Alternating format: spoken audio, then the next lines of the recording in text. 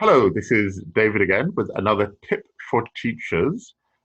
This time it's a new activity. I've been thinking about the whole situation, and it's like a little variation on charades, though, so it's not that terribly new. And I'm calling this activity "Shouting Outside a Car Window." And the idea is to imagine, it's like I said, it's a little bit like charades, that you're trying to communicate with somebody without using sound. So you imagine you're on a pavement and somebody you know pulls up in a car halfway across a busy road. You see each other and you want to say something to them, but you know that they can't hear you. They are inside a car, they've probably got music on. So you have to gesticulate and use your mouth.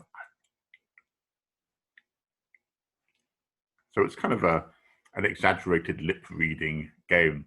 And I'll just give you an example of this. Let's see if it works. In the description on the website, actually, no, in the description you can download, I've given some examples of possible sentences you could use in 3 different levels: easy, medium, difficult. I'm going to do one of each. I'll do one easy one medium one difficult one, and then I'll tell you what it is that I was trying to say. And I hope you could have worked it out anyway. You should have about 15 seconds maximum for each one, probably less. Here's number 1, an easy one.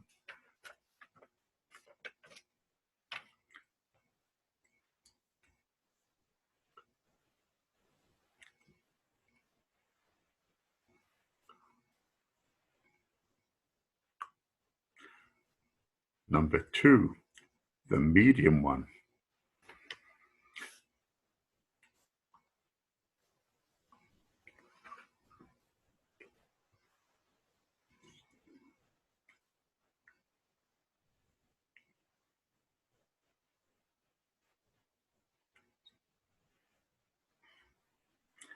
And number 3, the difficult one. Should be more of a challenge. Let's see how it goes.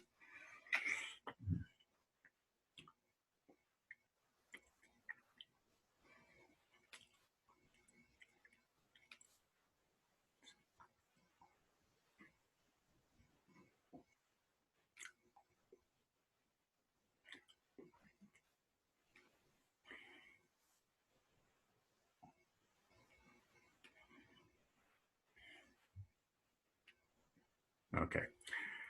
Those were my 3.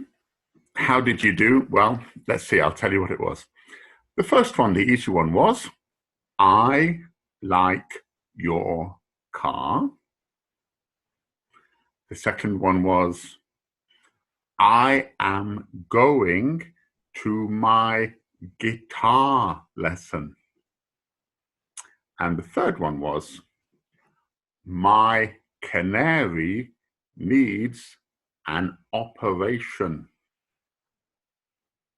I don't know if you got those, but I think it could be a good, fun little activity. It's not going to fill a whole lesson, but it's a good way. Again, I'm interested in expression, and getting rid of words is important sometimes. Okay, that's the end of that activity. I'm going to join now with a little explanation of how I do role plays, because it's very connected with this activity, the same idea. This is what I'll do in a workshop with a role play situation. Usually I'll introduce a situation, for example, person A, person B. Person A is a shopkeeper opening a shop. Person B comes in, needs bread. Person A doesn't have bread. Person B says, no, I really need bread. Person A thinks of some alternative and they have a discussion. Now, what normally happens is I'll give this task, and students or teachers, when I'm teacher training, in pairs or threes, will have very nice animated conversations. And yes, hello, I'm afraid I don't have any bread. And could you? But the first time they do this, They'll have nice conversations, but they will not physically move. The conversations will be very talking heads, and they even won't be very expressive. And you can feel that the participants are thinking a lot. They're processing the language that's necessary for the situation.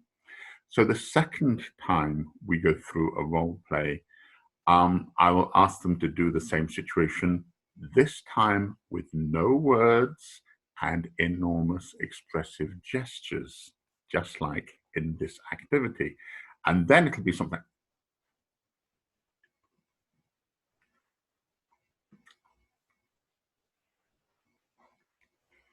And once they've played the role play through that way, physicalizing, I ask them to do it one more time. And this time they have to keep the physicalization. And this time they can add language. And what happens then is you normally get some excellent immediate theatre. I want some bread. I'm sorry, we don't have bread today. The van didn't come. But we need the bread. And what happens is the intonation gets better, and it's a wonderful activity. It's a wonderful way to do role plays, because what it does is it puts words back into a more realistic context. It's like the words become the thing that help the communication. It was difficult to communicate without them. When you add them in, the words are helping. But again, the words become part of a bigger communicative process. And I think it's a big problem for English teachers to get very stuck, fixated on words, on formulas, on grammatical formulas, how to make the present perfect, logical ways of being. And it's very important to come back into the expressive ways of being. And this activity is a great way to do that. So that's a lot of talking, but I hope it works, and I hope we'll see you for another tip. Bye.